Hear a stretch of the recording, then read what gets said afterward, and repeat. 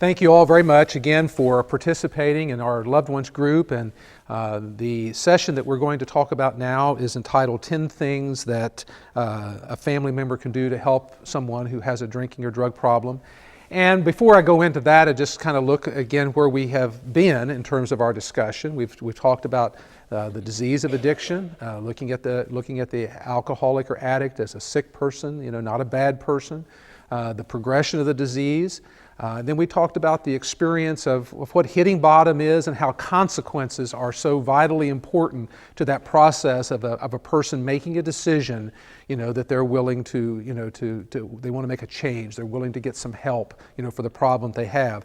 And that the key to that being that family members, play such a vital role in all of that. I mean, we may look at the different things that are going on in the addict's life and say, well, they've got all these friends, they've got employers and spouses perhaps and kids and all of this, but we know that if you're in this room participating as a loved one, or if you're watching this on tape, we know that you have a real interest in this, which also means that you can have a real impact on this as well. Oftentimes we see that family members become concerned about perhaps making changes because they know that there are other family members or friends or others that will step in and kind of fill whatever role that they maybe have stopped doing. So if I don't give the addict money, somebody else will. But even at that, that's we understand that. We know that we can't control everything around us and all the other people. It can be helpful if you get more family members kind of get on the same page, at least in terms of trying to do this and trying to be helpful and trying to essentially say we're going to stop this enabling, this rescuing process. But even if you're the only one that does it, it will have an impact. Because you will be able to tell the truth, you will be able to change what your role is, and that means that whatever you were doing has to shift to somebody else. And sometimes when that shifts to somebody else, they're not willing to do it for as long as you did it. And they might not definitely do it as well as you did it. So that can be something that is experienced. Sometimes we were talking about that critic or the backseat driver, the person that's willing to kind of stay out of the situation but wants to criticize. Well, let them become the primary rescuer, and sometimes they don't like that job at all. And they don't play that role very, very well or for very long.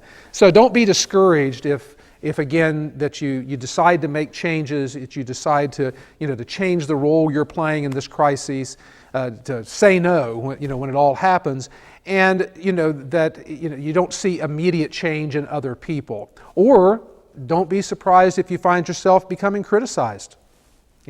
Being criticized because you're changing.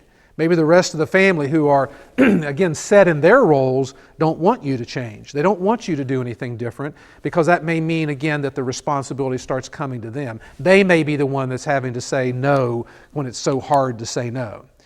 So what we're going to do now is we're going to kind of talk about some very specific things. But before I start kind of listing these things off and talking about them, I want to kind of preempt that by saying that these are goals. The things I'm going to list right now are goals. I would not have an expectation that starting, tomorrow you're going to do all of these things and going to change everything and make this, this tremendous, adjustment in the way that you're leading your life, the way that you're interacting with your loved one.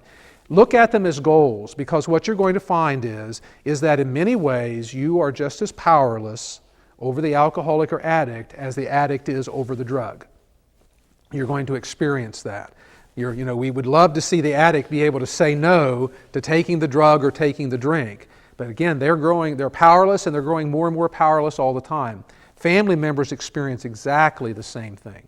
Exactly the same thing in terms of I make a decision to say no, and then I can't, or I don't, or circumstances somehow change and I find myself extracting another promise, or maybe I did half of what I decided I was going to do. And that is normal. That is very, very normal. This would be a good time for me to do to kind of give a plug for a very important organization, and that is Al-Anon. I would highly recommend that any family member who is trying to interact and try to deal, especially trying to change our behavior as we interact with the addict or alcoholic, that you find yourself an Al-Anon group to participate in. Because saying no and making these changes is going to require a lot of change within yourself, and it's going to be a very hard thing to do. And you need support for that. And within the Al-Anon program, you're going to find people that have actually done the kind of things that you're thinking about doing. So again, as we look at these 10 things I'm going to list off, let's think of them as goals, things that we would want to work toward. In the beginning, it might be a matter of just exploring what these things are, trying to see, well, how is it that I'm a part of this disease in terms of the crisis that happens? What role do I play when there's a problem? How am I perhaps propping up this alcoholic? We know that the addict needs a safety net, that the whole experience of drinking and drugging is different when you don't have a safety net. If I'm walking out of the house tonight to go drink, and if I get picked up for a DUI, nobody's going to bail me out of jail. Nobody's going to pay my fine. Nobody's going to make excuses for me. Nobody's going to bring me cigarettes down to the jail. Nobody's going to put money in the commissary for me. If I know that, because I've experienced it, that makes drinking different. That makes walking out the door to get drunk different. It may not cause me not to drink or drug that night, but it's going to make it different, because now all of a sudden I'm living with that feeling of impending doom. Now, a lot of folks live with that feeling of impending doom. That's all it is. It's just a feeling. It's kind of a nagging bad feeling. Something bad's going to happen. If you're an addict, an alcoholic, something bad is going to happen. It's not a matter of am I being paranoid. No, something bad is going to happen, especially if that safety net does not exist. And people will recover sometimes. That can be bottom for some people, is that real discomfort knowing that my life I'm going to be experiencing more and more consequences, and nobody's going to be rescuing me from those. That can be a real turning point for someone. But again, they have to experience it. They have to experience that. The first thing that we look at in terms of the things that you can do is the first one is probably one of the most important, and that is learn all you can about what addiction, alcoholism is as a disease. Really get familiar with this, just like you would any disease. If your loved one came home from a doctor and says, I've got this disease, you'd want to know all about it. You wouldn't know all about it. You wouldn't say, well, I already know all about that. No, you would want to know the facts. You'd want to talk to the professional people. You'd want to get information, and especially with this disease, because I don't know anybody that doesn't have an opinion of what alcoholism is. And, we grow up with that somehow. We develop these opinions about it, and most of our ideas about it are wrong.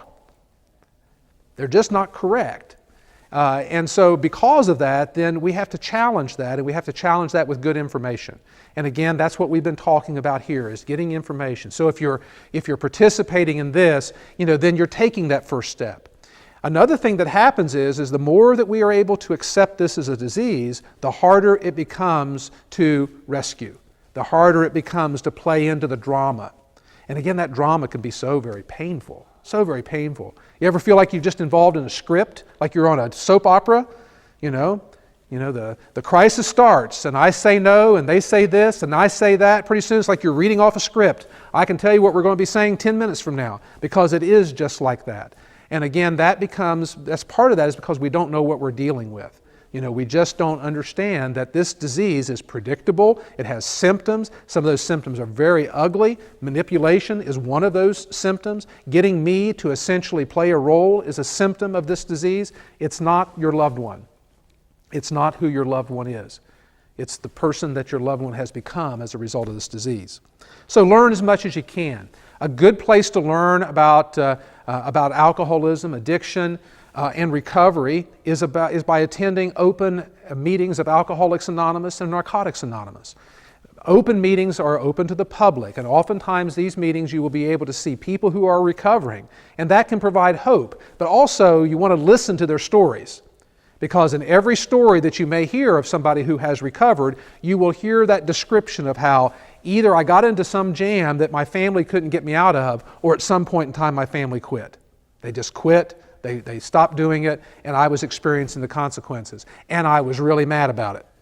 I really was angry at that judge for sending me to that program, or my family member that wouldn't come and get me out of jail, or the loved one that wouldn't give me money. I was really angry at them. But people in recovery will also report those are the very people that I went back to later and thanked them for saving my life. And again, that is how it works. But again, if you're only in the middle of the crises all the time, if you're not experiencing someone who is recovering, you need to have that experience of being able to see people who are getting better. And again, to hear that story and understand that somewhere along the line somebody did something really hard that helped this person. And it had to do with stopping those enabling, that crisis rescuing behavior. Number 2 is don't rescue. And again, to be able to answer that not rescuing means that you have to really explore what is it that I do to rescue? What role do I play? Because sometimes it's not as clear as you might think. Sometimes it can be kind of mysterious in terms of what role is it that I'm really playing. Sometimes it might just be the pretending that we do. And now think about that. We find ourselves engaged with somebody who has a serious disease, but much of the time we might be pretending that it's not there. So we have, I was talking to a loved one recently, and they were saying, we got a holiday coming up, and I'm really concerned about what it's going to be like having, my addict, relative there, and what they were essentially saying is, while they're there, we've got to all pretend like there's no problem. We all got to pretend, and they might be high, they might be, really sick while they're there, but we're all going to try to pretend. But again, that's what we fall into as family members. We fall into this pretending, that the disease isn't there. And that might be one of the ways that we are rescuing. We give this person that feeling of everything's normal. We're going to sit around, enjoy this holiday together, and we're not going to mention that this person might be dying. That this person might be within, a day or two or whatever of some real crisis that's going to, have a tremendous negative impact upon them and the whole family. But that pretending might be a part of that. And definitely the other things, of course, that might be identified as rescuing. Don't analyze the loved one's drug or alcohol use. Don't analyze their drinking or their drugging or the things that happen to them. Don't try to analyze the drama. It will absolutely wear you out. Have you ever had any of those long, late-night conversations where you're sitting down and it seems like you're having this heart-to-heart talk with your loved one and everybody's sharing and maybe everybody's talking about bad things against each other, but somehow in the course of all of it, in the course of the tears and all that, you kind of come out of it feeling like, wow, we really got somewhere tonight, only to find out that the next weekend it's all gone again. That analysis, trying to figure out, why does my loved one drink? Why does my son, daughter, husband, wife, grandparent, why are they taking drugs like this? And again, when you ask that why question, that's when you open the door for the drama. Because the only answer to the why question is, why does the addict drink or the alcoholic drink, and why does the addict use? Because they're an addict, because they're an alcoholic. That's what addicts and alcoholics do. That's why they drink and use. There is no other why answer. It's not because of the way they were raised. It's not because of how you were as a parent. It's not because of how you are as a spouse. It's not because of their job. It's not because of the kids. It's not because of some traumatic event that happened in the past. It's not it. Now again, that's the kind of that romanticized version that we see around addiction, which isn't true.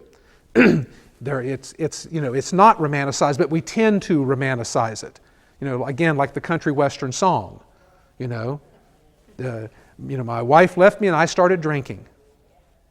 I bet you were drinking a little bit before she left. And again, but we turn that upside down. We romanticize these things. Look at somebody's life who has an alcohol or drug problem, and we're always looking at that life saying, well, maybe it was this, or maybe it was that happened. Maybe it was this interaction here. Maybe it was the stress that they were involved in. I heard somebody describing a drug problem that existed with a professional athlete recently, and they described it, well, it was because of all the pressure they were under, because of being a professional athlete. No, that's not it at all. It has nothing to do with it. It may have gained them access to some very good drugs, having all that money, but it's not why they are addicted. They drink or use because of their disease. And all the other is just the drama that goes around it. And it may contribute. Again, we know that as stress builds up in the alcoholic or addict's life, what do I do to relieve stress? I can drink. I can use. But it's not because. It is another, the stress is a consequence of the drinking and using. So try to avoid the analysis. Another reason to avoid trying to analyze why does the person drink, why is this all going on, is that oftentimes the blame will end up back with you. Remember, we're dealing with the manipulative disease. So if we end up in those big conversations about why are you doing this, what's happening, talk to me, share with me, what you're probably going to hear is that the disease is going to maybe in a very cunning way, shift that responsibility to other people. It's this that happened, it's that happened. I'm unhappy because, I'm drinking because I'm unhappy. No, you're unhappy because you're drinking. Again, it's very important to get the right cart, behind the horse in the right way to be able to understand addiction. If not, you'll be very vulnerable to being manipulated trying to analyze this. Because if it turns out to be somebody else's fault, even a little bit, then that kind of excuses what's happening. Plus, it might make you responsible to make you feel kind of guilty that maybe you really ought to help me in terms of these. Questions or comments about what we've talked about so far? Again, just jump in. Don't make idle threats. Avoid making idle threats. They don't work. It's much better for a real consequence for addiction is when the predictable becomes unpredictable. In other words, oftentimes people will say, well, I left the loved ones group and I decided I went home and I told my loved one that has a drug problem that I'm not going to give them money anymore. Now, that's not going to help you not give them money. Telling them that's still going to mean that you're going to have that moment that you're going to have to be sitting there saying no to the request for money. Making a threat, I'm not going to give you any money anymore, is not going to work. You're still going to face that moment. I think a lot of times we make threats hoping that if I make the threat, I won't have to face that moment when they come to me asking for money and I have to say no and they tell me what horrible thing is going to happen to them as a result of saying no. Well, the drug dealer is going to kill me. I heard that one recently, And so it was like, I need $500 to go pay this drug or they're going to kill me. And they were faced with that. And they just, the week before, said, we're not going to give you any money. But that was a tough one. The reality turned out to be is that the drug dealer they owed money to owed $250. But they asked for $5. So they paid the drug dealer off, bought drugs, and now they have a new credit account that they can work back up to $250. That's what happened. But again, it was a threat. It was an idle threat. If the most effective thing for the addict to experience is a surprise, no threat, I just show up asking for money like I always have, and I don't get any. That can be a tremendous turning point for a person, because again, what I'm counting on as an addict is that you are going to stay the same. Everything in my environment is going to stay the same. People aren't going to change. I can come to you and get money. I can come to you and get sympathy. I can come to you and get a place to stay. I can come to you and get groceries. I can come to, I need all of that to stay the same. When things start changing, all of a sudden that's a tremendous consequence. Again, it's like losing the safety net. But a surprise is better. And oftentimes, though, we give these threats in the hopes that we won't have to. They're going to take action based upon that, but it won't work that way. You will have to follow through on whatever you think you need to. If you think you need to cut off the money, then you're going to have to follow through on that. Threatening it will not do any good. The disease is just too powerful. It's just too powerful. The person has to experience it. I saw a saying one time, it says, reality is when it happens to me. And that's it. It's not real until it happens to me. And again, with this disease, that's exactly how the addict experiences it. Not because they don't care about you, not because they don't have any feelings. It's just that the disease has control of them. As the disease progresses, the addict becomes much more self-centered. That's another symptom of the disease. And it's not who your loved one is necessarily. It is just who the disease is. It's what's making them into. And self-centeredness essentially means I can't see how my behavior is affecting you. I can't see it. I may be doing these things that are having a tremendous negative impact upon people around me. I just can't see it. Plus, I also think that the world revolves around me. I really believe that that's really the way it works. And the sicker I get, the more I see it that way. I'm at the center, everything's revolving around me. So anything that happens that says that's not the truth helps. So when you don't respond by giving me threats and I get surprised because you quit rescuing, you quit giving me money, you stop those things, then all of a sudden I don't feel the center of the universe, and I can't recover as the center of the universe either. One of the things that will have to change in order for me to get well is that I'm going to have to become open-minded to suggestions from other people. And oftentimes that open-mindedness starts in the midst of those crises, consequences, bad things happen. That's when I become a little bit open-minded to listening to what other people may have to say about what might help me. Don't extract promises. It's a waste of time, and it's a waste of energy, and it's going to hurt your feelings, and you're going to get really mad. An addict, as their disease is progressing, cannot keep promises and will progressively become worse at it in terms of keeping promises because they don't know that they're powerless. When I'm in the middle of this huge crisis that you're going to get me out of, that you're going to rescue me from, I'm tremendously grateful, I'm tremendously relieved, and I really mean what I say I'm going to do. I really mean it because I feel great that I'm out of that problem. But I don't realize that I have a disease and my disease is not going to let me go that easily. It'd be the same that if I had cancer and I was trying to treat my own cancer and I said, I really had a bad bout of fever and this and this and this, and that fever's gone and I'm feeling better today. Isn't it wonderful?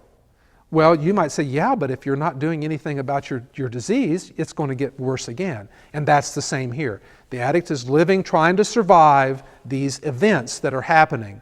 And again, if we extract promises, the person cannot keep them. And progressively will be less able to keep those promises. It's not because they don't perhaps want to. As the disease finally reaches perhaps its later stages, the individual may be making promises even knowing themselves they can't keep it. But it's become part of the pattern of interacting with the family and other people. You like to hear promises, I'll give you one. It makes you feel better, If you give me money and I make a promise, that makes you feel a little bit better about giving me the money? Okay, we'll play that. It becomes, again, part of the script, part of the drama that just plays out. This may be a hard one. Don't preach or lecture. Don't preach or lecture. Especially if you get information like you're getting now. It might even give you new fuel, that you say, okay, I'm going to go home and I'm going to set my loved one down. I'm going to tell them all this stuff that I've been hearing. It won't do you any good. Again, as we've talked about before, telling the truth can be very helpful. But if it's in that preaching or lecturing kind of way, it won't be heard. If you're really angry at me if I'm the alcoholic in your life and you're really, really angry at me, that feels bad, but I can deal with it. I can deal with your anger because I know that on the heels of your anger, you're going to feel sorry for me and I'm eventually going to get what I want. Same thing happens to me when you're lecturing me, when you're preaching at me. I can just shut it down. Most of the times I know that if you're going through all the trouble of preaching or lecturing me, that all I have to do is wait you out, and at the end of this sermon, at the end of this lecture, you will give me what it is that I want. It's the price I have to pay to get what I need. And I will listen to it. That might be my style, is I just kind of listen to it. Other people might, other alcoholics might just completely reject it and tell you that they're not going to listen to it. But if I really need what you have, then I will probably listen to it. But again, it has no impact. Again, it usually just comes out of our own frustration, our own fear, our own real desire to help, because we see this person is progressing in such a bad way toward all kinds of problems or death or all of these things that happen eventually within addiction. And we really want to do something to change it, and we think that this is going to do it. And again, the problem with it is that it kind of sets up that pretending, the idea that, I told him all this, now something's going to change. But it's not. It won't. It doesn't change anything. Again, try to avoid anger.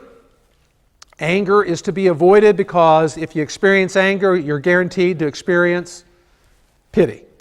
And pity will undermine everything that you've tried to do.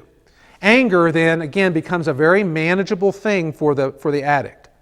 You're yelling at me, and I can yell back at you. Or I'll sit here and take it, and wait for you to say something that you shouldn't say. Have you ever been in an argument with an addict and at the end of all of that you're apologizing?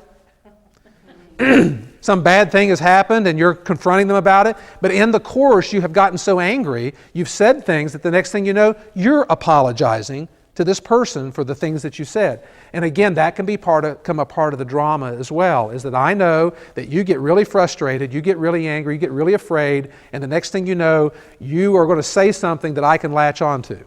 And you may say 10 things that are absolutely true and one that's not, and guess which one we're going to talk about? We're going to talk about the one that really you shouldn't have said, or the one thing that you don't have proof to back up. Again, arguing with an addict or an alcoholic is a losing cause for you. You will lose every argument. Why? Because they don't argue fair. Because facts don't matter. Truth doesn't matter. What you saw doesn't matter. Alkalogic rules. Alkalogic rules in every argument with somebody with an addiction, which means is that A plus B does not equal C. A plus B may end up anywhere, absolutely anywhere. And again, the addict is seeing the world upside down. I'm drinking because of my problems, not that my problems are caused by my drinking. I'm seeing everything upside down. I see other people as to blame. So I can argue with you and accuse you and find fault with you and turn this argument around. And you also oftentimes hear family members saying, after talking with this person for 20 minutes, I felt like I was the one that was crazy. That's a common experience because that's what it feels like. Because you're trying to be logical, you're trying to make sense, and you're dealing with something. It's like throwing paper into a fan. You throw a fact into that fan, and it just shreds it up and puts it out in some other form. So again, finding yourself in a position of getting angry with the addict is going to pretty much guarantee that they're going to get what they want because it sets you up. It sets you up to say something that you don't mean, to make an idle threat, to do something that you're not going to follow through on. And then it's also going to mean that even if you do want to follow through on it, you're probably going to experience that pity that's going to come in, and just like having your feet on sand and a big wave comes out, it just kind of washes you out. You've had those experiences where you were certain that you were really going to follow through. You meant it. You'd had enough. But then a little time passes and you start thinking about, this is happening to them and that's happening. And the next thing you know, you're making changes in your own thinking and probably getting ready to extract a promise in terms of what you're going to ask them. If they'll do this, then you will help them. Don't financially support. Addiction, alcoholism lives on money. Alcoholism a lot of times doesn't need a lot of money. It doesn't need, in other words, alcohol is pretty cheap. So the person that's primarily alcoholic may not need a lot of money to buy alcohol. That might not be much of an issue. But they're probably going to need a lot of money to take care of their family, if they have a family, to pay that high-risk car insurance, or to get out of DUIs. They're going to need money for all the things that kind of encircle their life. Because the money, they're making bad financial decisions. They may not be able to work, or they're not working up to the level of their spending. It might be a part of it. They're not making good judgments about life in general. So they need a lot of support financially for all the mistakes that are taking place. And again, so with alcoholism, you will generally find yourself supporting a lot of this. You see grandparents that are essentially taking care of the grandkids in terms of all of their needs. You see people that are paying bills. You see alcoholics that are living in the home because they can't be independent, because they can't support themselves. Again, that's all financial support. With drug addiction, now we're talking about something that is very expensive. If your loved one is into cocaine, crack cocaine, the opiates such as Oxycontin or heroin, these drugs are expensive, and it will bankrupt you. These drugs can absolutely bankrupt you because they cost more than most people who are working all the time could afford. So you start to see, again, the person is going to be stealing from the family, going to be stealing from others. They're going to be creating legal consequences that have to be taken care of. They're going to be writing bad checks, running up credit card bills. They're going to be doing all kinds of things because the cost of these drugs can be from $100 to $200 a day easily. Easily. And that's not counting all the other problems that are being created. That's just the cost of the drug. So how are they going to afford that if they're not even able to work? Well, it's going to come from the family first, and then again, it's going to spread itself out to include other people if necessary. But the lifeblood of addiction and alcoholism is money. Without this, then we start to see that becomes a tremendous consequence that can lead to recovery. We've seen people recover simply because they could not get the drug. We've had people come asking for help in terms of treatment simply because their drug, the family was not supporting them financially. They may have had a place to live. They may have had other kind of things. They may not have been in legal trouble, but they couldn't get the chemical anymore. So every day it was a matter of getting up and how do I get $100 to go out and buy a couple of pills? How do I do that today? And you do that day after day after day. And again, sometimes that's bottom for some people. Just that, they can never get enough. They're not getting enough of the chemical, maybe even to get that wow experience. Maybe they can't even get the wow high experience anymore. But they need that chemical to not be sick, just to have some semblance of normal. So when the money cuts off, oftentimes that can lead pretty quickly to somebody, again, having that experience where they say, you know what, I can't do this anymore. I can't afford the chemical. I can't afford it. I can't support my family. I can't keep gas in my car.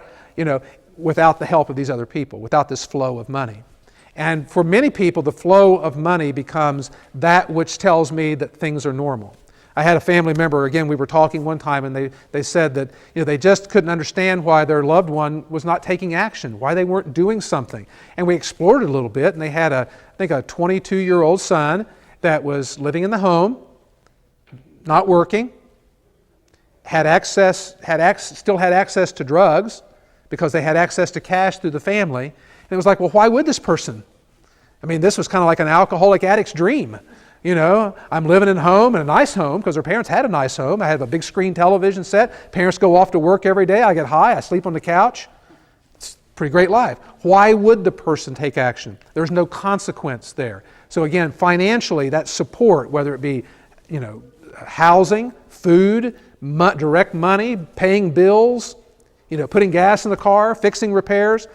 Also realize that any money given to an alcoholic or addict is really going for drugs. That's where it's really going for. If you give me money to buy groceries, even if I buy groceries, that freed up my money to buy drugs. And most likely it won't go to groceries anyway. And so you need to be suspicious about any car repair. Bill, I've known people who, these cars they should have looked like a brand new car for all the stuff that was fixed, yet it still won't run. Why? Because all that money went for drugs. That's where it went.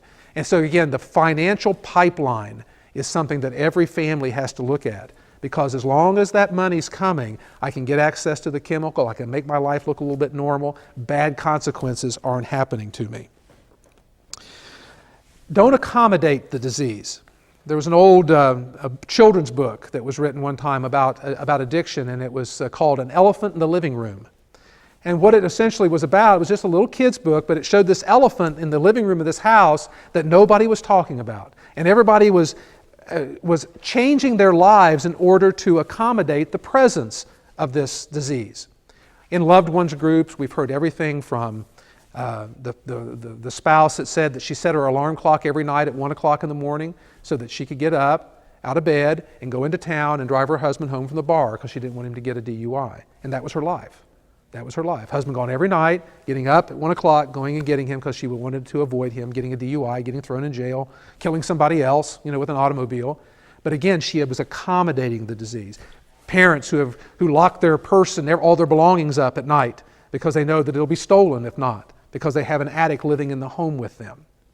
People who change, you start changing your life, and it happens slowly, kind of subtly, that these changes happen. Family members report not taking vacations forever because, we couldn't leave town and leave that person. Even if they weren't living in the home, there might be a crisis, and we have to be there when that crisis happens because, that's our role is to do that. We will have to be able to step in and do our thing, when the crisis. But there's hundreds, thousands of ways of accommodating this disease in terms of how do I change my life so that you can keep on drinking and using? How do I change my life so that you don't experience consequences of your drinking or using?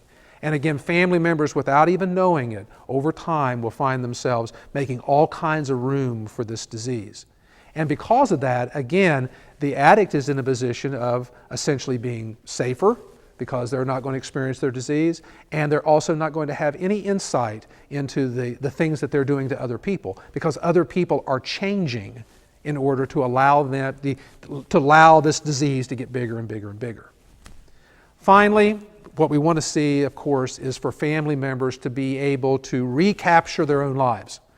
That is a very powerful thing. Now, family members usually, when I say that, think, well, I can't go on with my life until this problem's taken care of. I can't sleep well at night. I can't go on vacation. I can't enjoy my other family members. I can't do those normal things in life. I can't go back to my hobby. I can't take this other job. I can't do these things until this problem is resolved. Well, that's what addiction loves to do. It takes people hostage. It's already got the addict hostage. Now it wants to take other people hostage. And as a part of that taking hostage, again, family members essentially back away from their lives, and they become part of the drama. Become a part of the drama, an actor in the play of the addict's life. And again, the addict is going from crisis to crisis, creating all of this swirl. It's like a tornado. 12-step recovery groups talk about it as a tornado going through the lives of others. Well, the family members are the others. And as a result of that, you lose your own life. You quit. You spend all your time thinking about this person. You can't be happy unless they're safe. Your whole life tends to hinge on what's going on with them. And again, that may be normal considering what is taking place in your life, but it plays right into addiction. Remember that self-centered part. I can remember somebody said that their loved one who had a drug addiction and they eventually recovered was so surprised one night when they called them and they weren't home. And the next day they said, I called you last night, where were you? And they said, well, we went to a movie. Really? It was shocking. Well, but I called you last night. I needed you. And so, but those are the exact kind of things that the addict needs to experience. The addict needs to experience that people are not going to participate in the drama of addiction. And as that drama of addiction expands, it becomes more and more important for people to say, no, I don't want to be a part of that. I want to try and recapture my life. And again, it may seem selfish. How can I enjoy my life when my loved one is suffering so? Well, again, that may be a hard question to look at, but the reality is that your loved one will have a much better chance of recovering if we recapture our own lives and go about trying to find ourselves, the kind of things that we enjoy doing with our lives. Plus, it will make you healthier. You will be healthier emotionally. You will be stronger emotionally and spiritually if you are feeling better, and that will make you give you a better chance of doing the things you need to do to more effectively deal with this disease. When you're beaten down and you're tired and you're living from crisis, when you're anticipating that next crisis, you're set up to fail. You're really set up. How hard is it to say no? It's like you're saying no to this huge storm that's just going to wash you away. But if you start taking care of yourself, and again, start finding ways to recapture your life again, then that becomes very important in terms of being able to help your loved one. Sometimes that means that you have to reconcile family problems. One of the things that addiction loves to do is and we talked about triangulation, where we see that addiction loves to pit family member against family member. All these conflicts that start. Parents that can't get along with each other because they're fighting over, what to do about the child. In-laws that are fighting back and forth because they're disagreeing on how different family members are dealing with this problem that exists. Addiction just loves for all of that family crisis to be going on because it means that there's less likelihood that the addiction will get addressed. So one of the things that family members may have to do is to start reconciling family differences. In other words, if parents can say, we have a marriage to protect here, and if we can strengthen our marriage, we'll be much more effective in dealing as parents, with the person, our loved one. Or if other family members can, again, reconcile those problems, then people can get on the same page. Sometimes that's a first step for family members in terms of kind of recapturing their lives as well. Let's quit fighting with each other so that we can more directly deal with this disease. Let me stop there and just see what kind of questions we might have about this part of it. Do the pulses of the addict are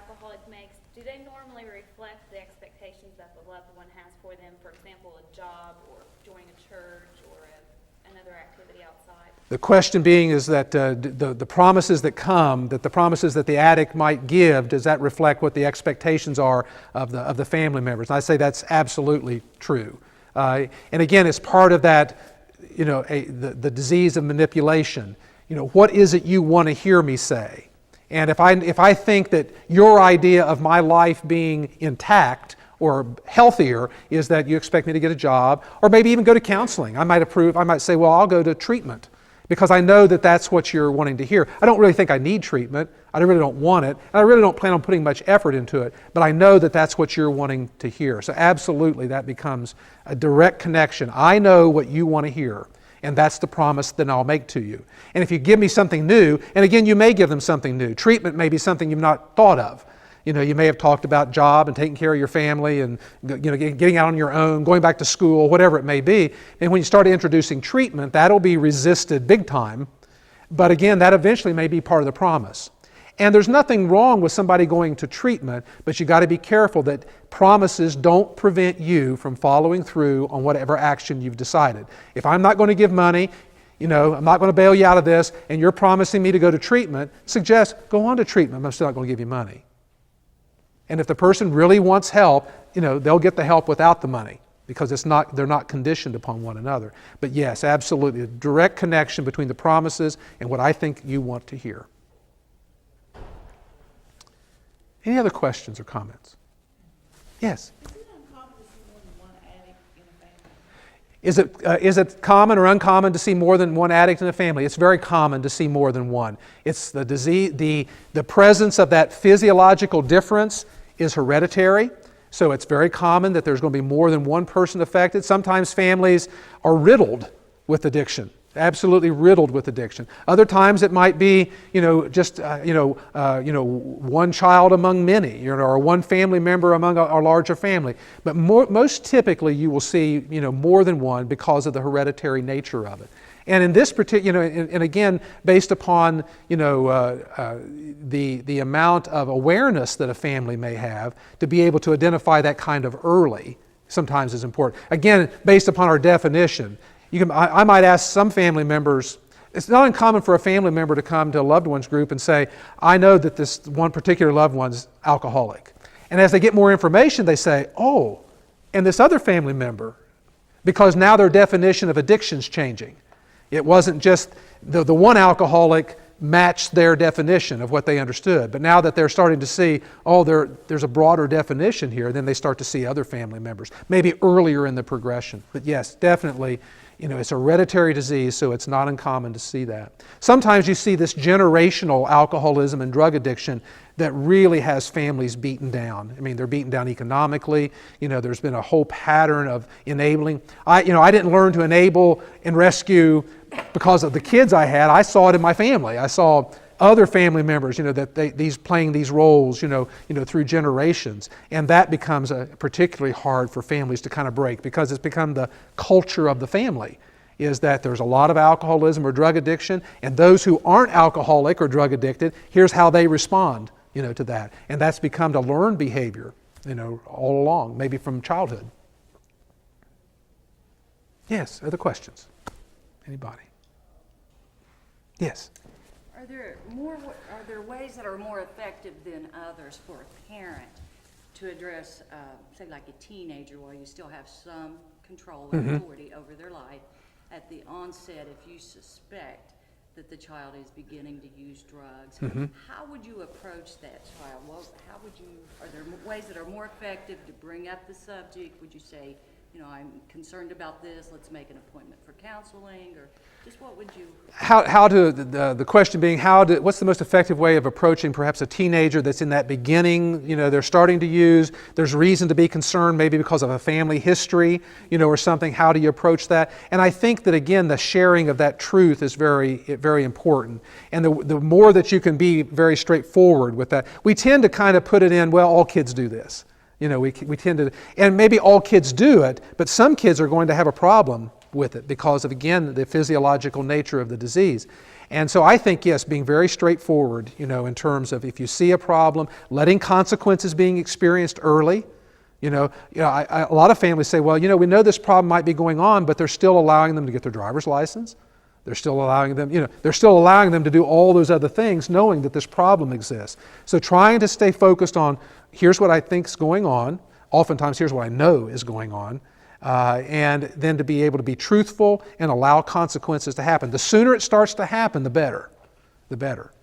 Because we know that consequences are the key to somebody making a different decision. And a lot of times with teenagers, the consequences have to be brought to bear by the parent. It's not, they might not be driving a car and getting DUI, they might not be getting kicked out of school, or they might, but sometimes it's just the parent is the one that's going to say, I know you're drinking and using, and here's what the consequence for that's going to be. Other questions? Yes? I have a question that I just probably have maybe a personal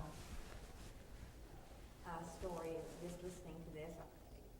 When our son was going through all this, we decided we had talked to somebody down the street about it, first time we came out. So as a parent, Yeah. it's hard. Absolutely. It's hard to make That's a powerful example exactly of how, and what I thought was interesting is that you weren't even talking to the addict, your son. Your son wasn't in the car with you, but yet there was this, it was almost like he was, like he had this influence.